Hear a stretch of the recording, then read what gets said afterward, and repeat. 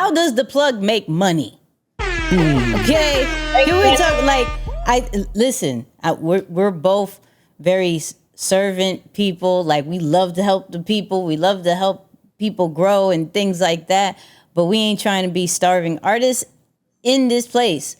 No. And so, can you let the people know how does the plug, how does a marketplace, how does the person who has all the connections, what is the model of making money for you? Not necessarily even in the marketplace, or if it has to do with the marketplace. Yeah, we take a percentage. There's a toll fee. You feel me? There is a toll.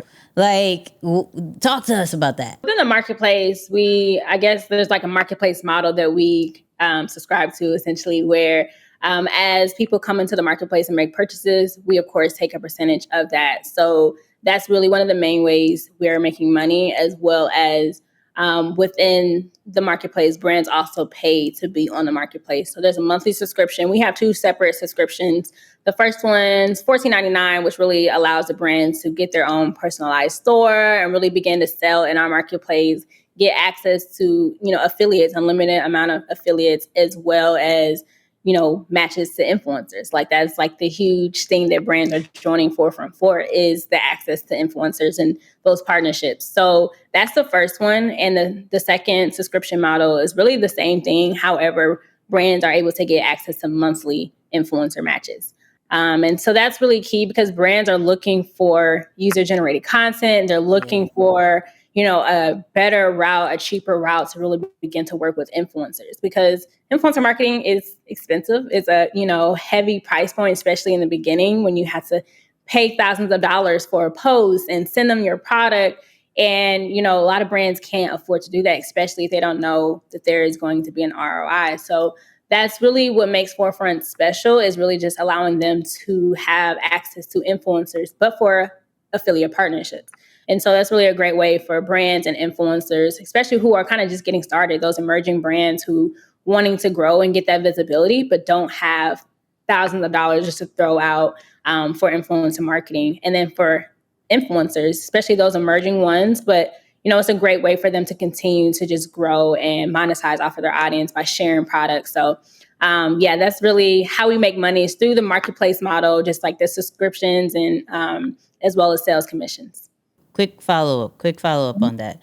Because I just realized, even though you said it like 4 times, like you have multiple audiences. You have not only like people who just want to support Black-owned businesses or just may really like what's in the marketplace, but you also are attracting influencers who need like the to get paid for content, for user-generated content, but also brands to be like, oh, you got influencers here. So that's amazing. Now, from a influencer side, what's that pay looking like? That what's the bag looking like? Yeah. So with influencers, great question. So right now we have influencers earning a 10% commission off of the products that they sell. And then there's also an opportunity for them to get paid from that user generated content.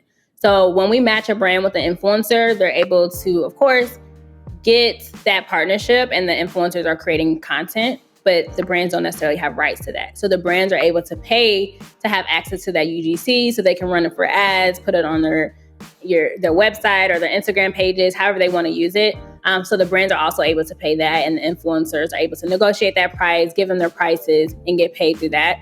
So that's essentially right now how they're able to get paid. And we definitely do plan to kind of up that number, especially as the platform grows, and just having different tiers. Because of course there are some influencers that have, a little bit more engagement, larger audiences, and they're able to sell a little bit more. So yeah, they may be able to get a larger commission than, someone who's just getting started. So that's definitely something that we have planned in the future. Wow. Okay. So as the relationship plug, right? I imagine it's important to attract different networks of people. As Nicky said, you have multiple audiences.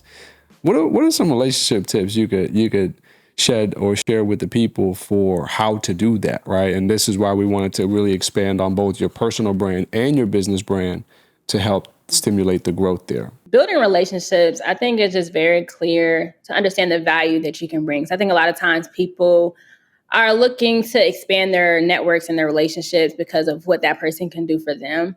But I think it's always important to understand the value that you bring to the table and kind of leading with that, because everyone is looking for a come up, right? Everyone's looking to kind of get put on. But, I think it's really important. I think it allows you to stand out and a little bit more genuine when you're saying, hey, I want to help you do this, or I'm here. This is what I can support you with. So whenever I'm reaching out to just different brands that are, doing something similar or just in this space, the creator economy or the Buy Black industry, just people just doing dope things, I would say, like, how can I support you? What can we do together? How can we leverage what we're both doing to see each other win? Because that's really what it's all about. So I think leading with that is always key. You're always going to win because once you support somebody, they're going to look for ways that they can support you, or they're going to remember that when they're in rooms with other people, they're going to mention you and bring you up. So I think that's just the main thing, just being genuine in your approach and just making sure you're understanding your value, because a lot of times, especially in the day and age that we're in, like, a lot of people are just looking to come up, but they're not looking to bring other people up. So Facts. that kind of gets annoying, so just being the person that can really be the plug in some way, whether it's just sharing, a resource or sharing a connection or sharing somebody's business, whatever the case is. People love that. People love that support, and essentially they'll return it. So I think that's the key when building relationships, just being clear on your vision or your value that you can bring to that person, and everything else comes together.